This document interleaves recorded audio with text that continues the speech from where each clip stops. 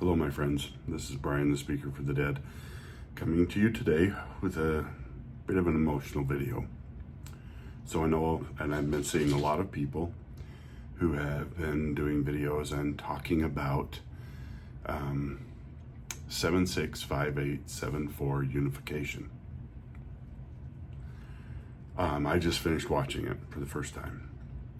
I'd heard Critical Drinker do a review and a couple of others, even just some guy who I used to love and watch constantly. And then because of the way he handled the whole gay thing in Florida, I stopped watching him because he was usually so good on his takes, and that one just wasn't. But a little bit of a side note there. But this, I don't know if you could tell, it left me pretty emotional. And I know William Shatner's still with us, but we've lost so many of the original crew. And to get to see Captain Kirk get the end that he deserved was really cool. And I'm really grateful to the people who did this. I thought I was done boobing, but apparently I'm not. Because if you're like me, Star Trek has been something truly, truly special to me my whole life. And I know people are going to say, "Oh, what a nerd! What a loser! Just so invested in a TV show." And it wasn't just a TV show. It was an adventure, an amazing adventure that I got to go on every day after school when I came home, and the original series was in syndication, was in reruns, and it was awesome. I would build, pardon me, the bridge of the Enterprise in my bedroom with everything. My desk chair was the captain's chair, a table that we put button panels on and draw pictures, and my brothers would get involved in this with me, and we'd play Star Trek for hours. We'd build ships out of Legos and have huge space battles.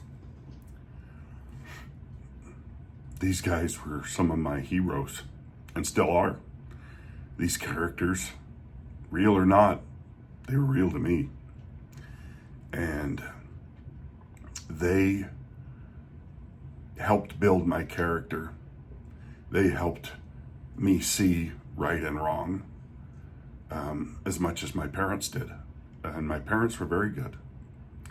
But they helped me learn those early lessons of look at things from more than just your own perspective. It's what I loved about the old Star Trek and even Next Generation, was it made you get outside yourself, and you had to look at an issue from both sides.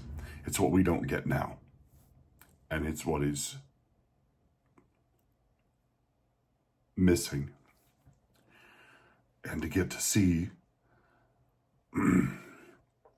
Star Trek again today, real Star Trek,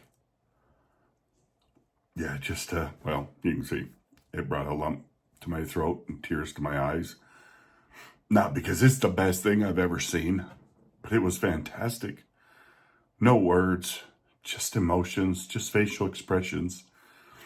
They did such a good job bringing Savick back and the son of Spock that we never knew.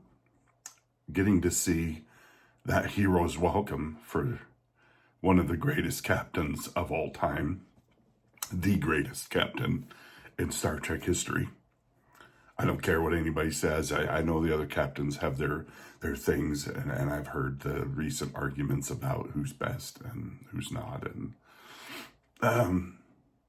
but there's only one first captain, and it was Kirk. He made us believe. He took us on his adventures. The only sour point I found in this film was the lack of DeForest Kelley, Dr. McCoy. Because anybody who knows anything about the original Star Trek, the movies, all of it, it was always those three. Nimoy was the heart, Spock was the mind, and Kirk was what brought everything together. He was the mind, the heart, everything, all in one person. But he just had that way. He was what made it all work. He was the glue that held that friendship together. The analytical of Spock and the sarcastic and the emotional, over-emotional reactions of McCoy. And it was one of the greatest lessons to me of that you can be friends with somebody and still disagree. You can have violent, bitter arguments and still come out on the other side loving and caring for this person. And grudgingly respecting them for your differences. Now, I don't want to make this video go on a lot longer than the actual Unification video did, so I'm just going to leave it here by saying, thank God that there was somebody out there who knew that there were so many of us Star Trek fans who needed this remembering this momentary pause in all the goofy space battles and the outrageous antics of the Star Trek franchise since 2008 that have made us doubt this world of Star Trek and doubt our belief and our faith and our love of it. And they've kind of taken that from us, and it's been a real bitter pill for me to swallow, to have to give up and walk away from something that I felt very deeply about. And not wholly, but I have to pretend like years and years of Star Trek haven't happened now, just to make it so I can feel better about things. And I know it probably seems silly to some people, but Star Trek was something special. It was the one science fiction show that showed us what humanity could be and showed us what humanity is when we let go of all of the crap that holds us down, what we could accomplish. We could go to the stars. We could build civilizations. We could be the glue that holds other civilizations together. We have that ability within us as human beings. And maybe that's ego talking. But so many stories of the future are dystopian and terrible, and humanity's let itself go. And Star Trek wasn't that. Star Trek was hope. It was hope for the future. And they've taken that from us. But today, I got a little bit of it back. And I'm so grateful.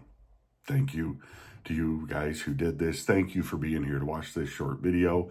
I hope you guys, if you haven't seen this, you go take go take a minute and just watch this. If you are a fan of Star Trek at all, you're going to be glad you did.